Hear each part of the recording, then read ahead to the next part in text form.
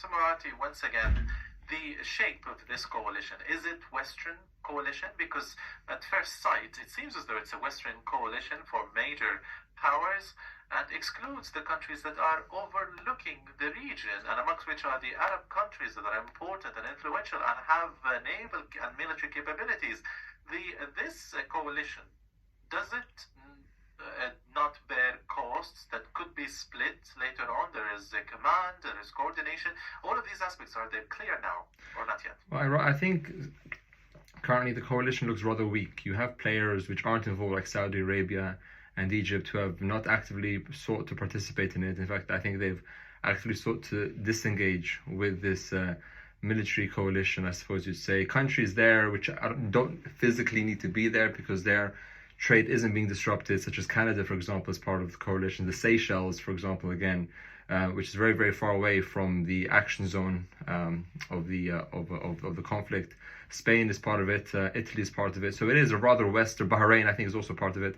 So it's a rather Western focused coalition. But I don't think it's going to be something which will help a lot of the countries involved. We mentioned Canada being so far away, removed. I think they're there mostly just to show their support, as a signal to their support, but their trade routes will not be disrupted. But the secondary impacts of high oil prices will impact, obviously, Canada, being as they are a net exporter of oil as well. So I think for that reason they're involved.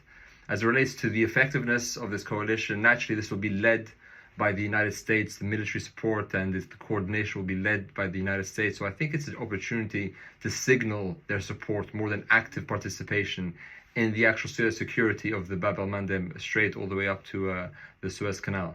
That exerting pressure on the traditional ally Israel could be less costly than forming this very costly coalition. What do you think? I think there's always trade-offs in international politics in terms of what you're able to do and what you can influence in the world. We find ourselves in a position of great tension that would require trust amongst parties to lower escalation wholesale. But that's what we don't find in this situation, because each party is diametrically opposed to the other side. You see, so we have Israel with their own agenda and their own ambitions. We have Hamas with their own. We have the Iranians with their own and their sort of network of agents in different parts of the world, with Iran being the principal agent description I give there. The Americans staunchly in support of Israel. So all of these very powerful parties, whether they're domestically involved in the country and externally, which causes a lot of tension to increase and a lot of trust which isn't there in order to be able to de-escalate these tensions. One thing which the international community has called for is a ceasefire by Israel on the Gaza Strip, which hasn't come to be, despite a number of attempts to settle it at the UN with vetoes from the United States.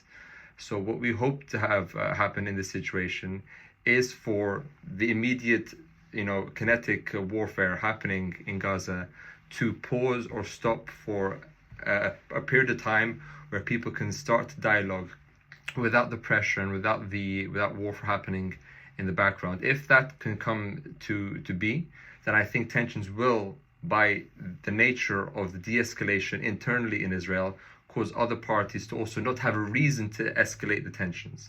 Because let's say if Israel were to stop bombardments, that would give less legitimacy or no legitimacy at all to the Houthis and other parties for conducting their attacks on these merchant ships that are coming through the Bab el-Mandeb Strait. From the Arabs on Israel to get to the root cause of the problem. Is it possible, is it potential, precisely that the war is prolonging and the victims are increasing? Well, the pressure that the US can put on the Arabs will then be counteracted by the international community saying, what about the pressure that the US should put on Israel to do their bit? Because pressure comes in two fashions, depending on which way it goes. So there's only so much, I believe, yes, that especially with Egypt, because what Egypt doesn't want to do is to show favor either way. Because there have been historical problems with trade routes across the Suez Canal throughout the years. And Egypt needs to remain very independent because it is their trade routes that the world uses. So if they show favor in any way, shape or form for one side or the other, then that compromises their position in the world of trade. Because political pressure would be put on Egypt down the line, if anything else happens, to say, well, you supported it in this case, then therefore you should support us in this fight as well. So for that reason, Egypt needs to remain rather independent in how they approach this, because